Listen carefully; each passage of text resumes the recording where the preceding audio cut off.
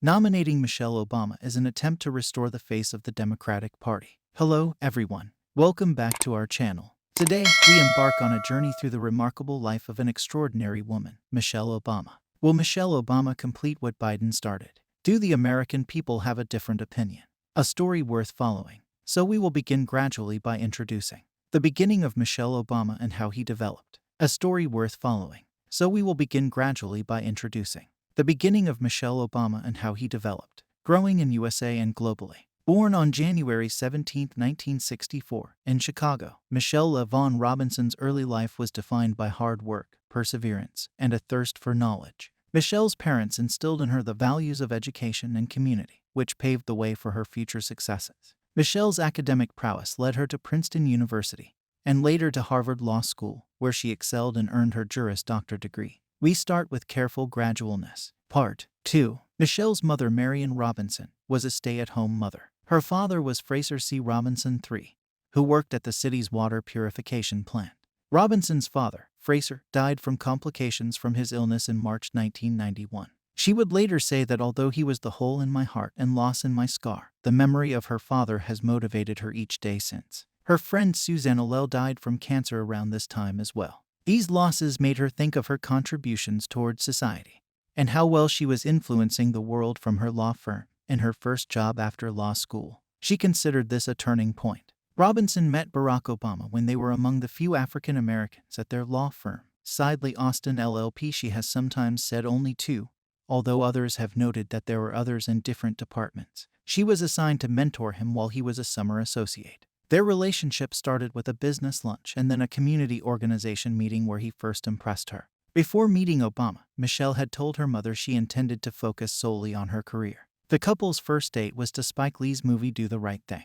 Barack Obama has said the couple had an opposites attract scenario in their initial interest in each other, since Michelle had stability from her two-parent home while he was adventurous. They married on October 3, 1992. After suffering a miscarriage, Michelle underwent in vitro fertilization to conceive their daughters Malia Ann, born 1998, and Natasha, known as Sasha, born 2001. The Obama family lived on Chicago's South Side, where Barack taught at the University of Chicago Law School. He was elected to the state Senate in 1996 and to the U.S. Senate in 2004. They chose to keep their residence in Chicago after Barack's election rather than to move to Washington, D.C., as they felt it was better for their daughters. Throughout her husband's 2008 campaign for U.S. president, Obama made a commitment to be away overnight only once a week, to campaign only 2 days a week and be home by the end of the second day for their two daughters. She once requested that her then-fiancé meet her prospective boss, Valerie Jarrett. When considering her first career move,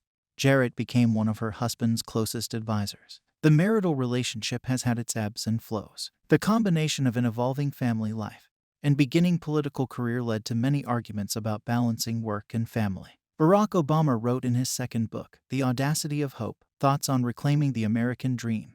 At tired and stressed, we had little time for conversation, much less romance. Despite their family obligations and careers, they continued to try to schedule date nights while they lived in Chicago.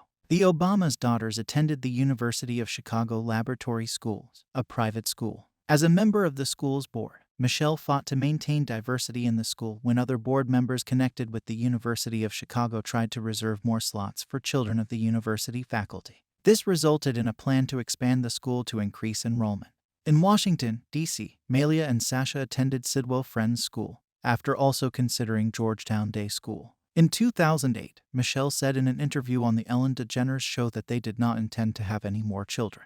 The Obamas received advice from past First Ladies Laura Bush, Rosalind Carter, and Hillary Clinton about raising children in the White House. Marion Robinson, Michelle's mother, moved into the White House to assist with child care. Obama was raised United Methodist and joined the Trinity United Church of Christ, a mostly black congregation of the Reformed denomination known as the United Church of Christ. She and Barack Obama were married there by Rev. Jeremiah Wright. On May 31, 2008, Barack and Michelle Obama announced that they had withdrawn their membership in Trinity United Church of Christ, saying, "Our relations with Trinity have been strained by the divisive statements of Reverend Wright, which sharply conflict with our own views." The Obama family attended several different Protestant churches after moving to Washington, D.C.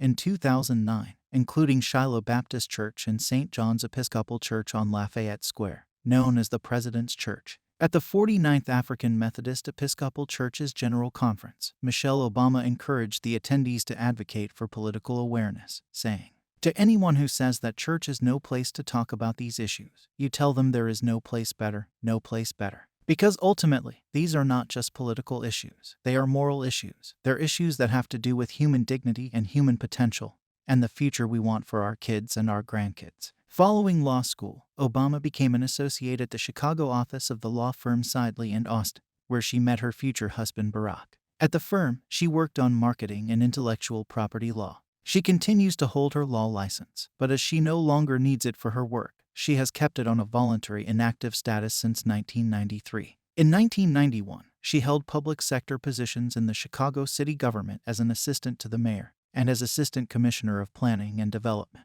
In 1993, she became executive director for the Chicago Office of Public Allies, a nonprofit organization encouraging young people to work on social issues in nonprofit groups and government agencies.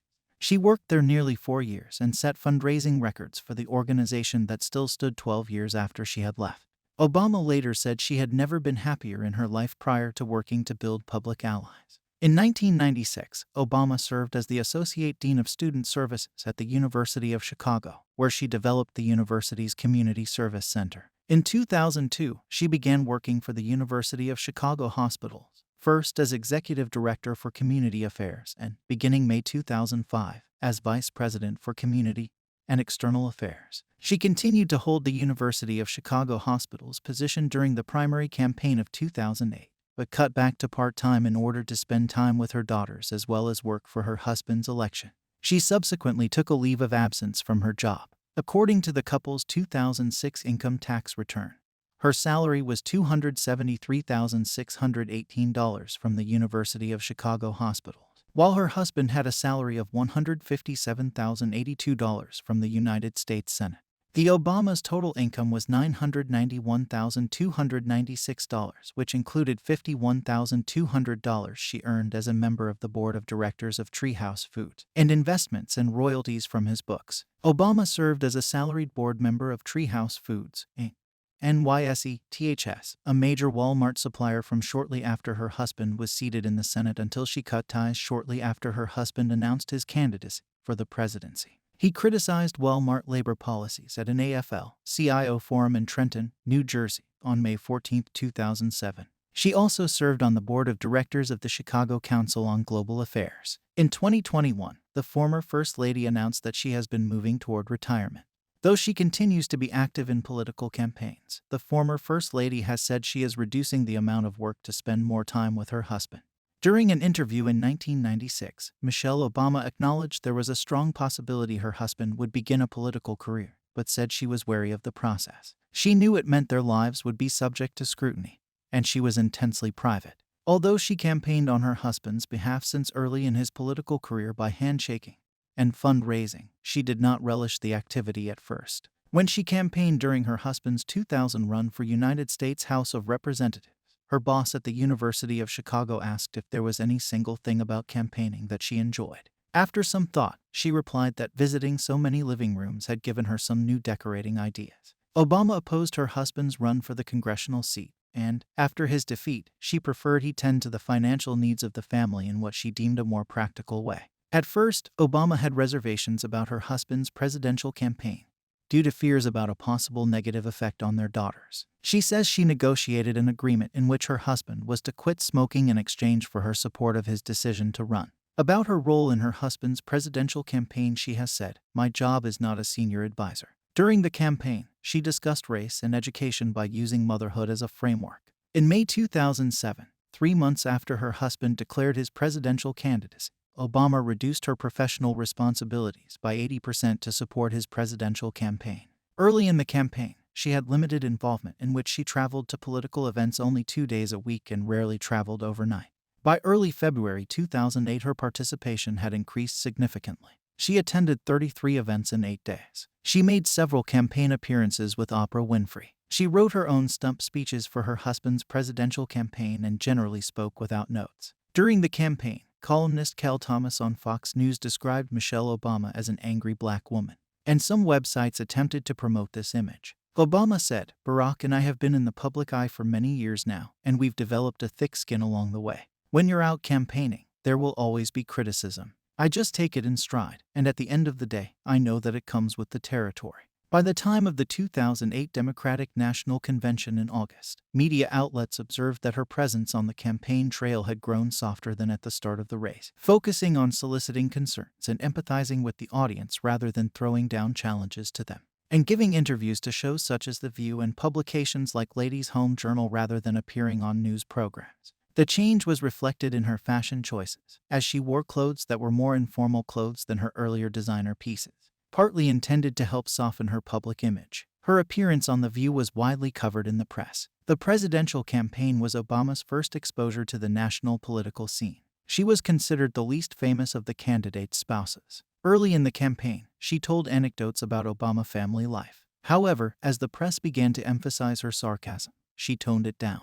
New York Times op-ed columnist Maureen Dowd wrote, "I wince a bit when Michelle Obama chides her husband as a mere mortal, a comic routine that rests on the presumption that we see him as a god. But it may not be smart politics to mock him in a way that turns him from the glam JFK into the mundane Gerald Ford, toasting his own English muffin.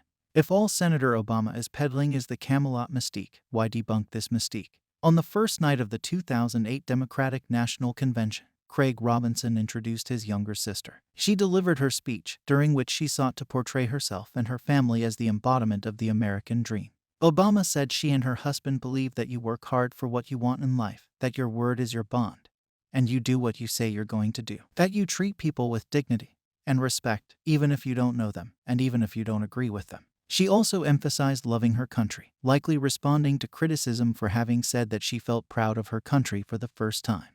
The first statement was seen as a gaffe. Her keynote address was largely well received and drew mostly positive reviews. A Rasmussen Reports poll found that her favorability among Americans reached 55%, the highest for her. On an October 6, 2008 broadcast, Larry King asked Obama if the American electorate was past the Bradley effect. She said her husband's winning the nomination was a fairly strong indicator that it was. The same night she was interviewed by Jon Stewart on The Daily Show, where she deflected criticism of her husband and his campaign. On Fox News America's Pulse, Edie Hill referred to the fist bump shared by the Obamas the night he clinched the Democratic presidential nomination, describing it as a terrorist fist jab. Hill was taken off air, and the show was canceled. I stop at this point today. Soon we will publish Part 3. I hope I added something to you. You enjoyed the last few minutes. We will meet with you soon. Thank you for watching.